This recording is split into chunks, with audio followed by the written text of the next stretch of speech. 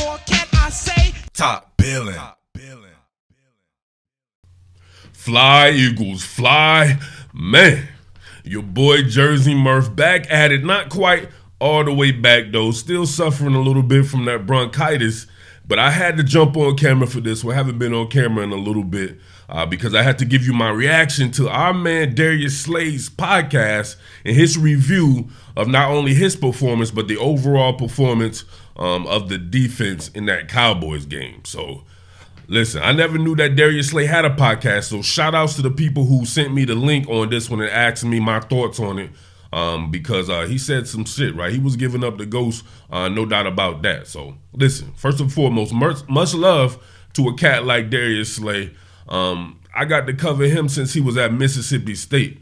I was at a place called Saturday Down South as a journalist / film analyst when I started in this business about 10 or 11 years ago, which caught the tail end of his and Dak Prescott's presence at Mississippi State. And I've known Darius Slay to be the absolute truth, one of these absolute crazy, twitchy type cornerbacks, but somebody who I've been critical about in the past because I think that he uses his athleticism sometimes in place of proper technique. The guy's an animal, absolute animal. I love his tackling ability. That's something that I've noticed since he's been in Philly, covering them or just watching them, right? That the guy is a damn good tackler. He's willing to stick his nose in there. And you can't say that about a lot of cornerbacks, right? It's gotten a lot better. There was at one particular point in time where cornerbacks were a complete liability, but you seeing guys take pride in that. And I believe Darius Slay to be one of those guys. Darius Slay still fast as shit, like he said on his podcast. He still has a lot of things going for himself. But man, some of the shit that he says to me, though, leaves a lot to be desired from a leadership standpoint, if I'm going to be real about the situation, right? As a matter of fact, let's go ahead and get into some of this right here. Let's get into my game. I think I played an amazing game this week, man. I did a lot. The fuck? What? An amazing game? Come on, man. That's wrong on multiple levels, right? Hey, Google, define the word amazing. Here's the definition of amazing: causing great surprise or wonder, astonishing. So Google says amazing is causing great surprise or wonder, astonishing. The synonyms would be astounding, surprising, bewildering, stunning. Would anyone classify the game that anyone played against the Cowboys that? Dak Prescott threw for nearly 400 yards, 3 touchdowns, and no interceptions. And they were very close to actually winning the game. And a lot of that was due to faulty play of the secondary. Now, Darius Slay played better than everybody in the secondary, but that's a very low bar, right? It's a very low standard that was set for him to play better than the rest of these guys. He's the best player in the secondary. He is the most talented player in the secondary. No doubt about that. No ifs, ands, or buts about it. He is the most accomplished player in the secondary as well. However, leadership would state that, why would you even say this? Like, there's a point in time where it's like, you know what I'm saying? Or they say, don't pee on me and tell me it's right. I can't even use that show, right?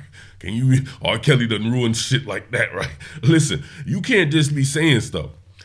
As a leader, why not say, we played a terrible game, an absolute terrible game. There is no redeeming quality about anything that anyone did in that game. We have to play better. An amazing game played by him when CD Lamb went for nearly 200 yards by himself. Come on, Slay. Come on, Slay, man. You can't do that, bro. That doesn't make any sense to me.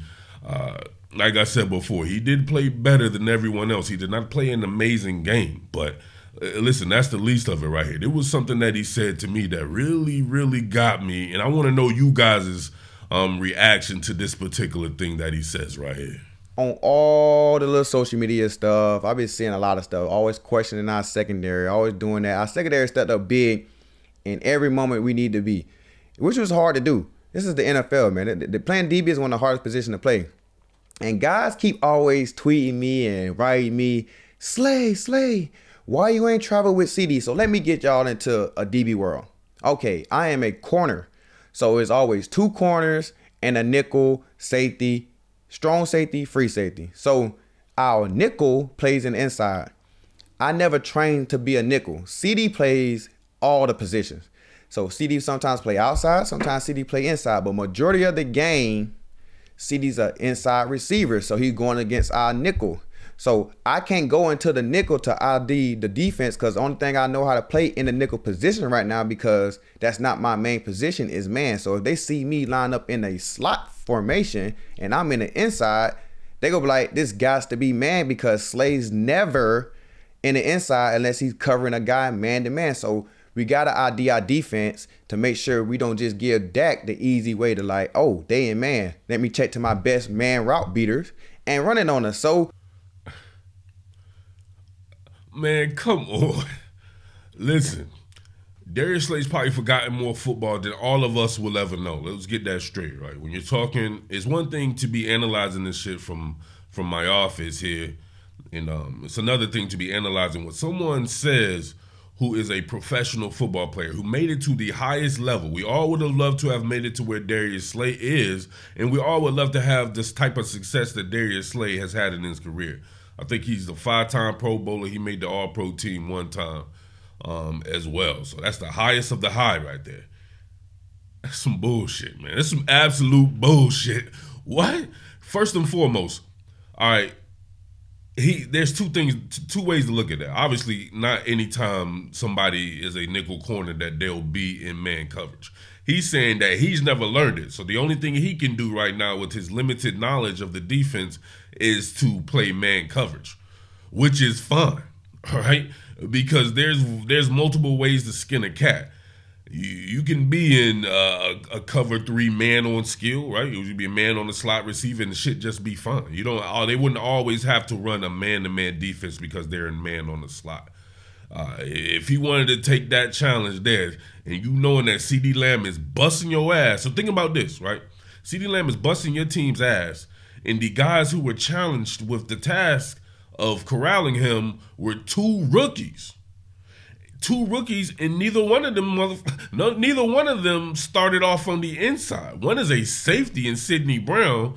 So think about that. He was a safety when the season started, and in camp, I'm pretty sure he wasn't just working at nickel all the time, because they had various people working at nickel like Mario Goodrich and Maddox, Scott, and all these guys. So how many reps could he have gotten in nickel? Probably none. Right? So he was back there playing with all of his safeties like Reed Blankenship and Terrell Edmonds and guys like that. Another one is Eli Ricks. We saw Eli Ricks outside the entire time. He was balling in the preseason and in camp and all that. He didn't have any reps, right? Maybe in practice, right? In practice that week, they're like, all right, we got to move Eli Ricks to the inside because James Bradbury, right? He's community pussy on the inside. That's not his skill set. Like I told everybody it wouldn't be. And we have these injuries to these guys, or to be Brad Roby being injured. I forget if he played before. I think he might have played before Brad Roby was on the team there. But he's a rookie. Both of them were rookie, period. Not much experience at all, especially on the NFL level at the nickel slot. And they're charged with doing that and learning the entire defense. You mean to tell me somebody who Slay's age, right? Slay's got to be like 32, 33 years old by now. Can't pick up a nickel position, right, to know a few coverages, right? Some type of inside zone if you're working hook curl. If maybe you're running some of your man zone principles, right? Will be zone with a man within a zone confinement, right? You wouldn't be able to pick that up right off of a call. And you're Darius Slay? I got called bullshit on that, man. Come on, if some rookies can do it, Darius Slay could definitely do it, and Darius Slay should be able to do it on the fly, if anything. And furthermore, Darius Slay should be the one going up and be like, hey, listen, we have CeeDee Lamb this week. We've been struggling with inside coverage. I want to shadow CeeDee Lamb the entire game. Let me get that task right there. Let me shadow him the entire game. When he's on the inside, I'll run man.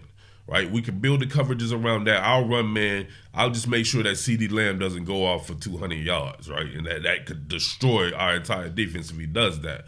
There's a will, there's a way, right? So I need to know what you guys think about a guy who's like a 10-year vet talking about that they don't know a position that two rookies who play different positions were charged with doing that. Eli Ricks is also an outside corner. Sidney Brown is not even a corner, period. He's a safety, and he was charged with doing this, and these guys are both very young in their NFL career as rookies. Come on, man. Let's look at some of these reps. I've said it all along. Darius Slay is the cat with the twitch to play on the inside. You'll see CeeDee Lamb right here running this curl route or this hook route right here. And Slay's pretty much all over it. Now, it is man across the board, like he said. You got that too high shell there. You even got man coverage from Zach Cunningham on the tight end right there. So they went to their man coverage, decreased the space on this a lot. And CeeDee Lamb is still able to make that catch right there at a crucial time.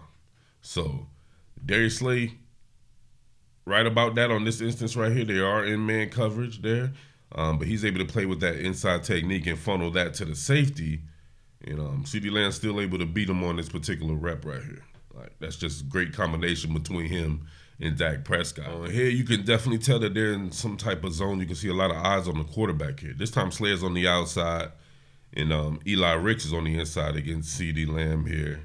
And you got Reed Blankenship pressed up here as well. And you got JB on the other side right here. He's off. So, yeah, this is some type of zone coverage right here. And he didn't take this particular rep there on the inside. I believe it ended up being a completion to the tight end. Yeah, completion to the tight end there on Nick Morrow there. But, yeah, you can see in zone right there, he was not playing on the inside. So, I don't know, man. I don't like that particular excuse right there, man. You're going to have to be able to learn something, learn it on the fly, or you take the bull by the horn and tell him that we don't want CeeDee Lamb to wreck this game plan. We've been struggling with that particular type of aspect of the game, right? Inside coverage, Darius Slay, right? They have the guys to play on the outside. Eli Ricks can play on the outside, I believe, and be just fine. But I'm not sure if Darius Slay will be fine with that. You have to let me know. Couple plays, couple PBUs, you know what I'm saying? Dak tried me on a lot of go balls. He's real confident about them go balls, right? People love go balls. CeeDee Lamb's not a go ball guy, right? CeeDee Lamb's a quick and mid-range guy. He will route you the fuck up. To me, that's how you show your mettle against a guy like CeeDee Lamb here. But you can see him in, I want to say they're off man on this one. Yeah, you can see him flip those hips. And, man, left him really nowhere to go, right? It was a bad throw by Dak anyway. But I love watching Slay when his technique is on. Look at him coming up out of his pedal phase right here. Right? Immediately flip those hips. He's in good position already to decrease the space. Get right up in his hip pocket there. Right? That's that locate and feel technique. He tracks when CeeDee Lamb starts tracking. Nothing to it but to do it over there. That was a good rep. All right, man, I'm about to get out of here, man. We already did a lot of these reps on the previous drawing, so make sure you go back and check that one out right here. But trying to stop CeeDee Lamb on these slant routes, to me, that's how you make your metal against the CeeDee Lamb here. And we see here, he banged that man to the inside, pause. Right? Your boy Slay right here had to fall off the cliff. Like I always try to tell people, people don't press anymore. That's not what they do. A guy like Darius Slay's not a press artist. He's a close man mirror artist. That's what he does. Close mirroring, right? Close quarters mirroring. You see right here, he takes that outside presence. CeeDee Lamb hits him with that crossover, right? They're in Dallas, so it's that Tim Hardaway crossover right there. He gets that late pandemic separation on his slant route. Bang, Dak banks that right there. Move the chains. CeeDee protecting himself, getting down a little bit there. So, but listen, let me know what you think about that, man. Should that man step up to the plate? I know Brad Roby comes back, but even then, man, should he rotate in on the slot sometimes? Should he be the guy no matter what? If there's a guy who can wreck a game plan, should Darius Slay be the guy to make every stat count on him as being one of the best there? It's a tough ask for somebody, right? But, man, you want to be one of the best, which Darius Slay is, I think you make your hair like that. I've seen plenty of people do that. I've seen people shadow and DK Metcalf and A.J. Brown and these nasty cats like that. So Darius Slay could take on that particular challenge right there. And that would they got the inside pass game together as far as defense goes, it's a wrap. Absolute wrap. So let me know what you think about that, man. Shout out to South Jersey. Shout out to the entire Jersey. I'm Jersey Murph, baby. I'm not South Jersey Murph. So shout out to the entire Jersey, North Central, and all that. All right? Shout outs to Delaware. Shout outs to the entire Philly. And, of course, shout outs to Elton, Maryland. All right?